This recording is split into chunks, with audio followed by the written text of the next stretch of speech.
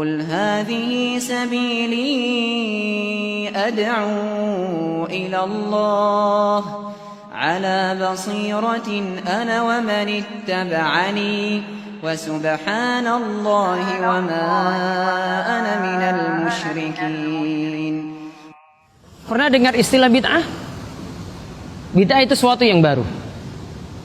Namun kalau kita ingin memahami bid'ah yang tercela, itu ada 3 macam dalam agama kita. Ada yang kaitannya dengan i'tiqad, keyakinan. Ada yang kaitannya dengan amaliyah. Dan ada yang kaitannya, bid'ah itu kaitannya karena meninggalkan sesuatu.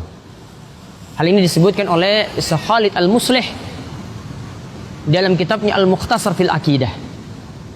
Contoh misalnya bid'ah dalam masalah keyakinan. Di dalam beberapa pemahaman aliran di dalam Islam, ada yang menetapkan sebagian nama, sebagian sifat Allah, dan dia menolak nama dan sifat yang lainnya. Contoh bid'ah dalam masalah amaliyah, yaitu kita membuat suatu ibadah yang tidak ada tuntunan dari Nabi SAW. Ini yang disebut dalam hadis Aisyah, diriwayatkan oleh Imam Muslim, man amila amalan laisa alaihi amruna fawarad. Siapa yang melakukan suatu amalan yang tidak ada dasarnya dari kami, maka amalan tersebut tertolak. Contoh dalam masalah ini misalnya dalam masalah kubur. Ada yang membuat kuburnya melanggar aturan dari Nabi SAW, yaitu dia membentuk kuburnya seperti bangunan. Padahal dalam hadis Jabir itu dilarang diantaranya. Rasul melarang menjadikan kuburan itu seperti bangunan. Artinya di atas kuburan itu didirikan bangunan. Contoh lagi bid'ah yang ketiga, yaitu bid'ah karena meninggalkan sesuatu. Meninggalkannya di sini dalam rangka ibadah. Ini yang dikatakan dalam firman Allah dalam surat Asy-Syura ayat 21, am lahum syuraka'u syara'u lahum minad dini ma lam ya'zam billah. Apakah mereka menyekutukan Allah dengan membuat syariat-syariat baru yang tidak Allah Subhanahu wa taala izinkan? Contoh, dia meninggalkan sesuatu karena dalam rangka ibadah. Dia punya keyakinan kalau tidak makan daging itu adalah ibadah. Dia punya keyakinan kalau tidak menikah, hidup membujang, itu adalah ibadah. Dan hal semacam itu.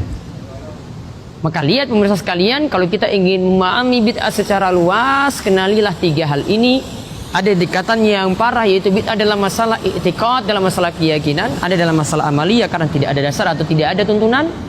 Dan ada karena meninggalkan sesuatu namun dia meninggalkannya dengan maksud ibadah, padahal meninggalkan seperti ini dengan maksud ibadah tidak diizinkan dalam syariat kita. Jadi kita sah-sah saja enggan makan daging karena mungkin kita alergi, karena mungkin kita punya pantangan sesuatu, ya boleh. Namun kalau sudah meyakini meninggalkannya adalah ini keyakinan yang nanti bernilai pahala, maka ini adalah keyakinan yang tidak ada tuntunan. Sama ketika orang itu hidup membujang, tidak mau menikah selamanya karena dalam rangka ibadah pada Allah, ya, ini juga tidak ada tuntunannya. Oleh karena itu Nabi SAW pernah mengatakan pada orang yang punya niatan tidak mau menikah selamanya, Nabi katakan, faman raghiba an sunnati falaysa minni. Siapa yang membenci sunnahku atau ajaranku maka tidak termasuk golonganku.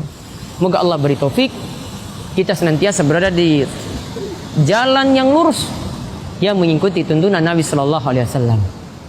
Wabillahi taufik. Moga Allah senantiasa beri taufik dan hidayah.